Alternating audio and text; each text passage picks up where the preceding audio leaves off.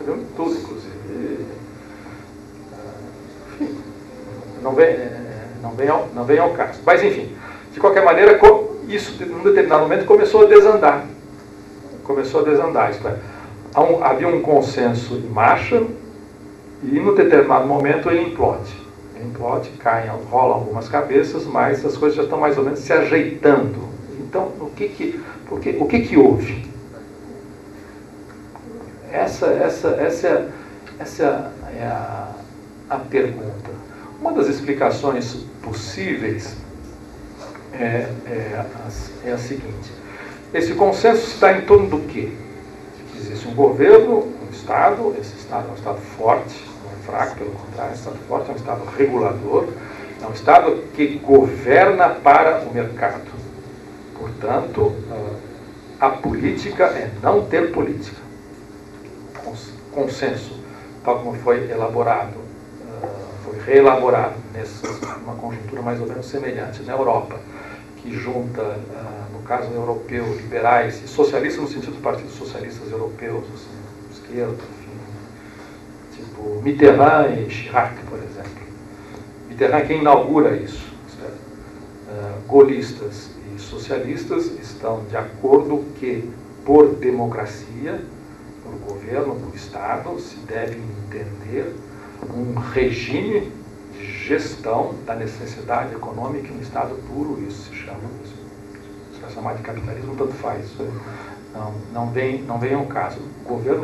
Um consenso a respeito de uma espécie de vazio central, vazio político, que não carece mais de ser preenchido, porque estamos todos de acordo que a única coisa que há para ser feita é aquilo que os nossos governos já fazem. Pronto. Se disputa de 4 em 4 anos, na França de 7 em 7 anos, uma taxa assim, uma taxa assada, maior ou menor autonomia do Banco Central, e ponto. De modo que trata-se de consenso a respeito de gestão. Desde a nova república, nós vivemos numa situação de emergência econômica permanente, que pede, portanto, plenos poderes econômicos excepcionais para o executivo legislar, não pode legislar, através da economia do Banco Central, a respeito desses problemas cruciais, como dívida externa, inflação, superávit, crise fiscal e assim por diante. Veja só, essa história vem desde o governo, é de uma emergência atrás da outra, que é nunca saneada.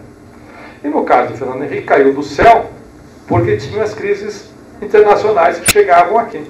Os famosos ataques especulativos, cujo epicentro não tinha nada a ver conosco. Nós estávamos com a janela aberta, portanto, qualquer ventinho transformava-se num furacão, mas vinha da Tailândia, vinha da Rússia, vinha do México e assim por diante. O governo Lula não teve nada disso, não teve essa colher de chá. Portanto, teve que ser mais astucioso, num certo sentido. Então, o que ele faz?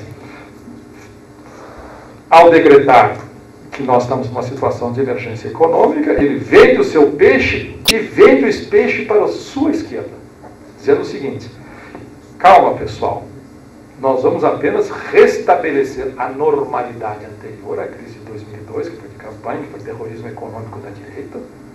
Quando nós restabelecemos a normalidade, nosso programa de transformação social entrará em campo. A nossa heterodoxia econômica entrará em campo. Só que nunca entrou. Não vai entrar.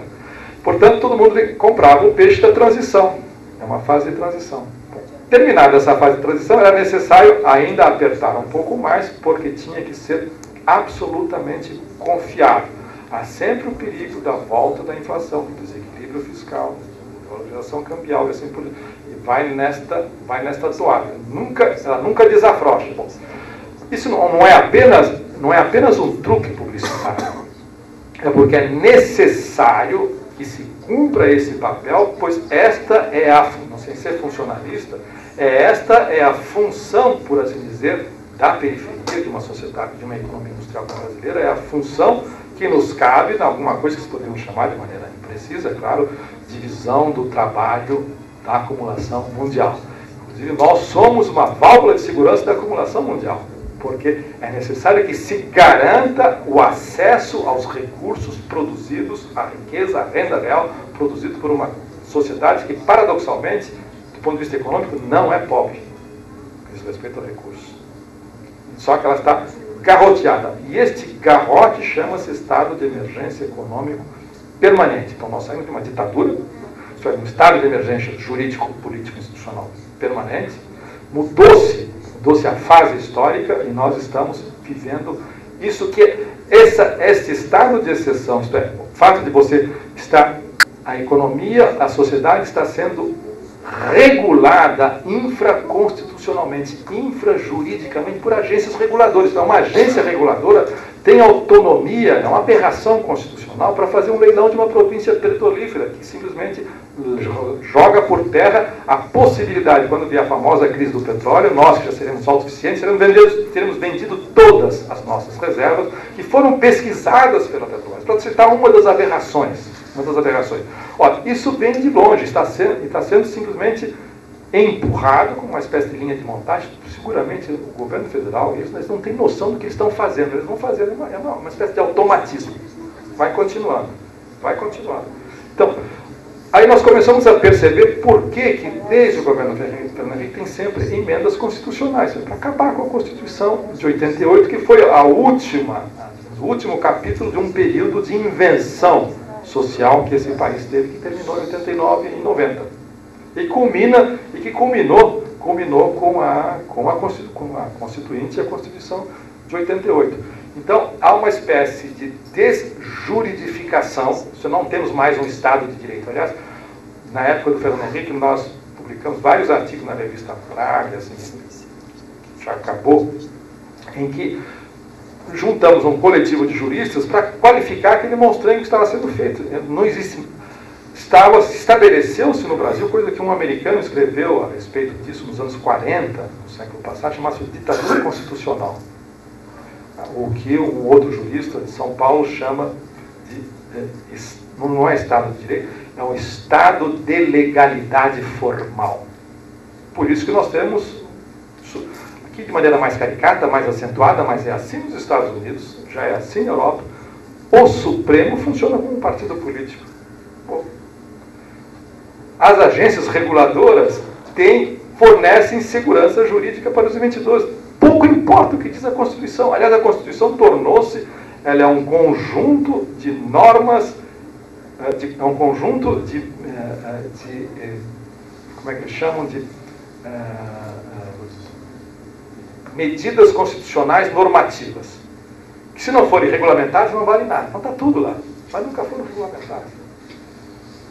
Então, tudo que existe de legislação, o direito, tudo dessas agências, todo o marco regulatório, tem sempre que se aperfeiçoar o marco regulatório, porque senão não saem as PPPs, tem sempre que se não sai isso, não sai aquilo, o marco regulatório, ele está completamente fora da Constituição.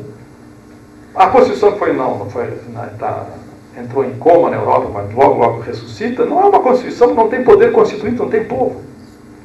É uma convenção econômica, comercial, que foi submetida a um referendo, dançou. Mas não tem povo. Portanto, por isso que a União Europeia, a Constituição, admite, vai entrar tudo que você quiser. Você vai a Turquia, vai o leste europeu, põe tudo, vai pôr, não tem importância. Só trata-se de empresas. Acabou. Então, olha, o capitalismo rentista, que precisa desses acessos privilegiados, ele exige a permanência desse estado de exceção econômica. Se governa por medidas provisórias. Desde Fernando Henrique, e medida provisória é um instituto dos constitucionalistas italianos logo no imediato pós-guerra para atender situações de emergência, de necessidade, assim por diante. Só que se tem medida provisória para qualquer coisa.